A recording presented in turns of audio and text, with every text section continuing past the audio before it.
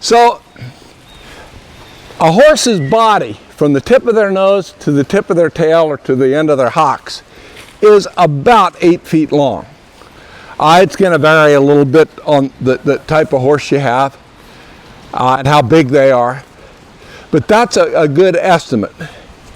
And ideally, your horse should be able to trot a circle in his own body length. So we'll just sort of move this guy around here. So to do this, you want to make sure your horse, you should make sure they're paying attention, which he would rather not. I gave him a little bit of understanding because he's kind of green, but he doesn't get to stay green. So I want him going forward in the bridle. And then I want to make sure I can move his shoulders over a bit. And I want to make sure I can move him out.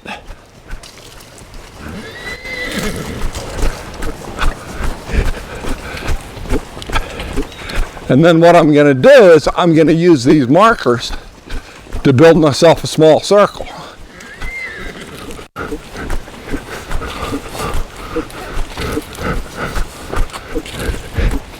Now that's very simple, but it's quite a bit harder than it looks.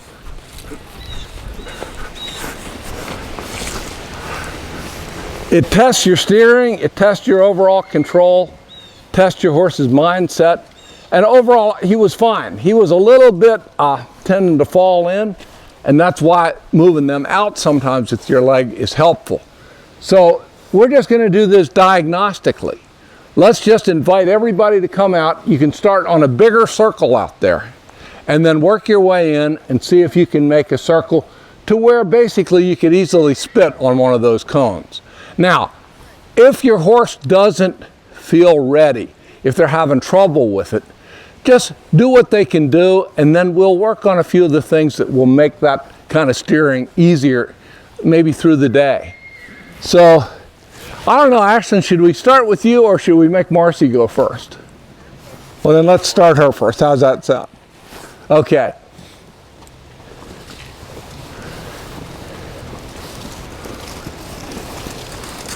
The other thing you've got as a handicap in a way is you got all these horses here as a magnet.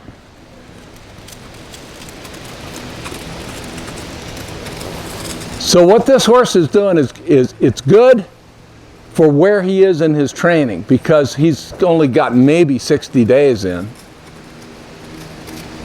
Now, when he does good like that, it's okay to take him out and refresh him because that's really very good. What he's doing, he's keeping his body pretty well aligned and he's staying in there pretty nicely. He's not as even as he could be. His rhythm's not as good as it could be.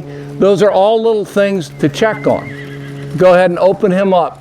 Let him have a little more room because you don't want to just keep him in here doing the hard stuff. And just bring him in and try again. And she's going around to the right. You can pick whichever direction you want to go. Now you know he's going to overshoot over here a little, so steer now. There you go. Now while you're close to the cones, just stop him and let him stand. That was really pretty good. You should be pleased with him. He's right on what you'd think of as grade level. You know, he's doing very well. There was no resistance. He was a little confused, and it's actually harder than it looks, isn't it? Let me show you something to work on going forward. Just give me a little room there and I'm going to come in. So why that was partly a little bit challenging was he is so long. And eventually, as you train your horse, you're going to shorten their wheelbase. You see how I've got him in the bridle? See how his back end's coming underneath him?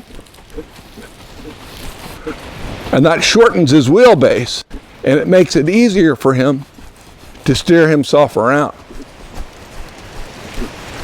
And I like to open him up like that. if you can get a little leg yield. And here's what's interesting. You could say, man, I'm asking this young horse to do a lot of things. I got him in a tight circle, now I'm going to leg yield him. The easiest time to leg yield your horse is out of this uncomfortable circle. So you kind of can take advantage of it and say, would you like to get out of there? And then he shifts off to the side.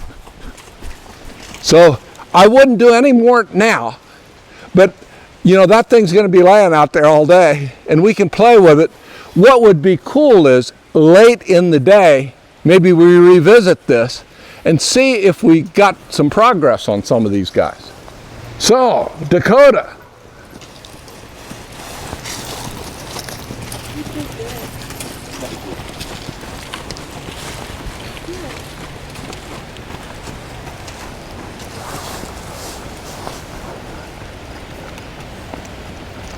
Now see how he's bulging to the outside? That's an opportunity to use your right rein a little to move the whole horse over.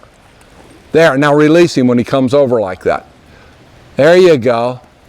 There you go.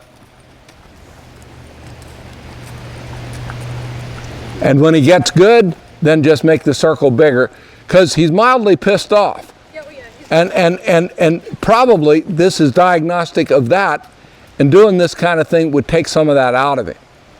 So pick up that outside rein and use that to direct him in. There, see that right there is what you're after. You don't want to hold it all the time, but you want to be able to move. There. That's a $5 fine.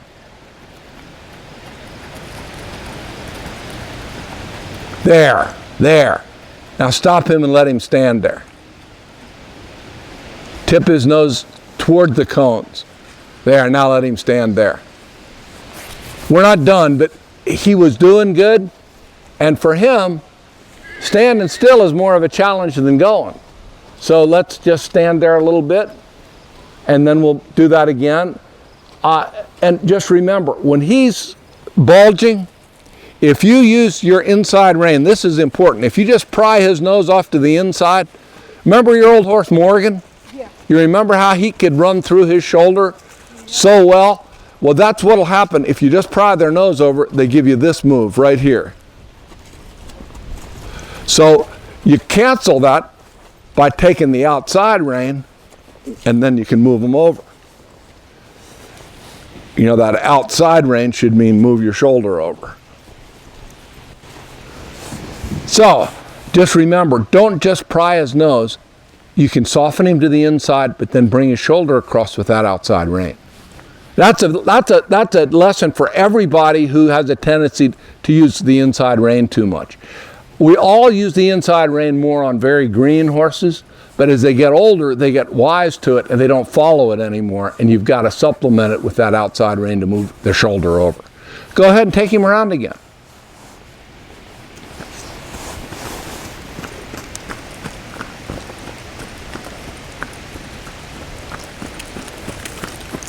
There you go. You a little more outside rein. There. Now when he comes over, that's good. Release him when he comes. There, release him. Outside rein, release. Outside rein, release. Good. Stop him and let him stand there for a second. Different things are important to different horses for different reasons. Standing still is important to him, to just get him to where he can recompose himself. Because isn't it funny how much he learned when he was standing still and we weren't doing anything to him? And a lot of times they need that soak time to consider what's going on and to decide it's not so bad. Now if he'd come back worse, then we'd know something about how his mind was working. A couple of years ago when I first met this guy, he would have come back worse. You know, we'd have been, you know, trying to get an idea whether we could get a helicopter in to get you out of the woods, you know. And you seem to have him through all that sort of panicky stuff, which I know was a long, hard slog. Honestly, you've done more with him than I thought you would. And that's a compliment, believe me. Okay. So I'm going to skip Jeff. We're going to take you, but I'm going to make Melanie come out because I'm going to make her replace the cone. But then that's okay because Kristen owes you $5 for the cone. So you win.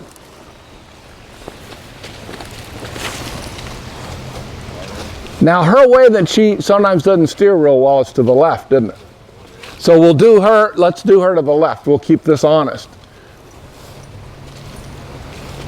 I also know that she's been making pretty good progress. Now don't feel like you've got to make that tiny circle right off. You can make a nice big circle and just work on bringing her shoulder over, bring her over and sort of touch the small circle and then leave it again. There you go. There you go. And that leg yield right there that was perfect. That was good timing and it was done well. So bring that outside rein across a little, steer her in. Now relax. See how you're drifting her. That's fine. It looked so natural that I thought she was doing it on her own. My bad.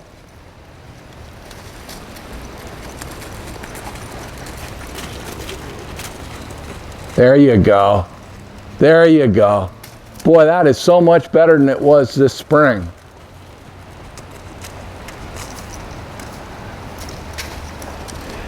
This filly is a youngster, actually got into one of our YouTube videos, and it was entitled The Horse Who Would Not Steer. And she wouldn't. And Melanie's done a lot of good things with her to get her here. First and foremost of which is she didn't go away. The little horse would say, I don't want to steer. And Melanie would say, no, let's steer.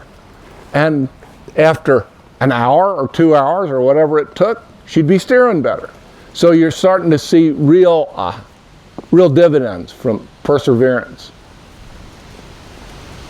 Now see if she'll trot right off and initiate that circle pretty quick, yeah.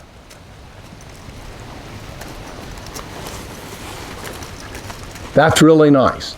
That's really nice. I shouldn't say this because it hurts my ego. That's probably better than he did. So, there you have it. Trotting a tiny circle, roughly the diameter of a horse's body length.